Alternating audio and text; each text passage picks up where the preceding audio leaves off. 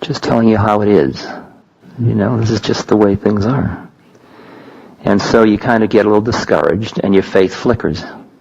Because you had the experience, you thought you knew, you took a stance to represent how you thought it was, and then suddenly it's all dead. And horrible, and ugly, and empty. And your faith flickers and you say, I've lost it. And at times when the faith flickers and you're part of an organization or a belief system or a technique, that's when you become more fanatic. In order to reinforce your flickering faith, you try to convince everybody else that it's true. So when you feel that fanaticism in another human being, you almost know immediately that their faith is flickering. Because when the faith in what you're doing is perfect, when you just are what you are, you don't have to convince anybody of anything. Faith flickers, and it's often followed by what's called the dark night of the soul. I lost it. You have depression. And then you say, well, I'll just go back into the world because the whole thing was phony anyway.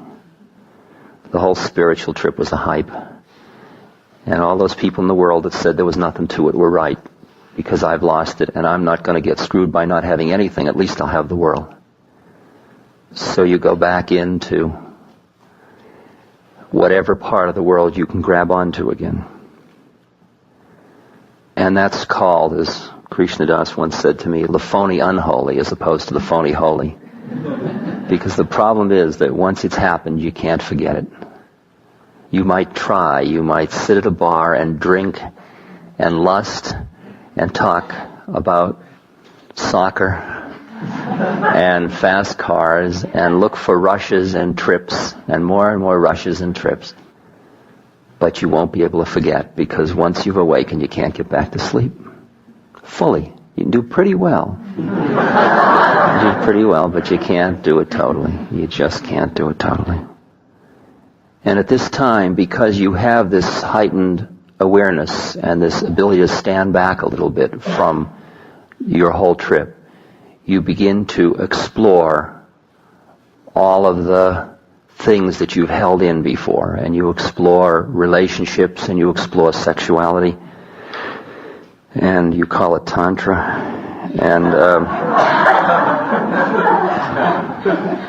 and you sort of see what you can get and what you can enjoy, and you come back much more into enjoying. You see, the problem was that a pendulum must swing, and when you first have the experience that awakens, then you read about the spiritual models, and you hear about them, and you buy them with your mind, because the Western intellect is so leading the heart that you tend to buy how you ought to be ahead of when you're there. So you buy that I ought to be, say, a renunciate. And a horny celibate is no closer to God than a person that is acknowledging. In fact, the person that's acknowledging their lust is, from my point of view, closer to God than a horny celibate. And so after the pendulum went to one side of appearing to be something, the phony holy, now it swings the other way, and there's the phony unholy. Because you pushed away your fascination with the world prematurely, and you're still fascinated. You still want to know what's happening. You're still looking outside in the world for something. You're looking for love, you're looking for relationship, you're looking for stimulation, you're looking for knowledge, you're looking for a titillation. And as long as you're looking for any of that, you're pulled into the world. As long as there's anything that your eyes can tell you, or your ears can tell you, or your nose, or your tongue, or your skin can tell you, or your thinking mind can know, you're still being pulled into the world. And there's no way you can make believe that you are not and get on with it. You've got to be the incarnation you are. And the more true you are about where you are, the faster the transformation happens. That's the karma of it. I'm just describing karma. I'm not talking about will. I'm talking about karma. I know lots of people who went through an awakening, joined groups, chanted, prayed, went to ashrams, and now they are scuba diving and having cars, fast cars, and just living very much in the world and looking for more and more trips and more sexual exploration with their extended marriages and so on. And I see them having to have a certain state of mind of a slight cynicism they have to hold on to be able to play that one out. But they have to play it out, and when they finish playing it out, they will be done. And you can feel that they've finished, but they don't want to give up. You try to milk it for one more rush, one more trip. Just I can get a little more out of it. I mean, it was good all those years. Why not once more?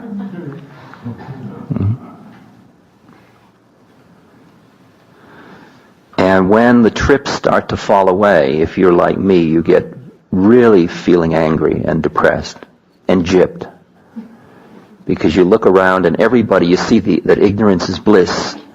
You see that everybody's getting fun out of bowling and you don't want to bowl anymore. And you don't have anything else. It's the dark night of the soul when you have lost the world and you're not yet tasting deeply enough of the Spirit. And it's a heavy period. There are a lot of heavy periods in this journey. And comes along with all this a kind of a deeper and a deeper understanding, a wisdom, a deeper wisdom. So you're understanding sort of how it all is and why this is all happening, and that yes, the trips will fall away and it still hurts because there are still the veils of attachment, of still wanting not to die into the Spirit.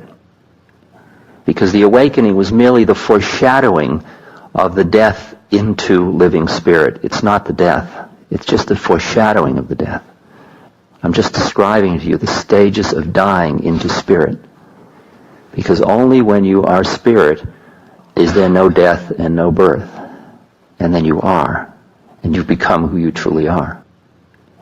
And it's at this point, as you understand more and you see your predicament and you're acting out all your stuff, that your understanding of the way karma works makes it almost impossible for you to continue to act in ways which exploit others or which create karma for other human beings.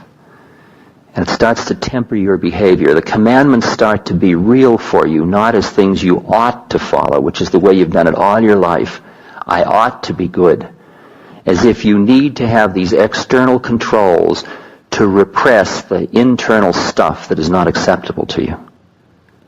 And finally, all of the precepts or the commandments or whatever they are become sort of obvious to you about that's the way life has to be, because that's the way it works.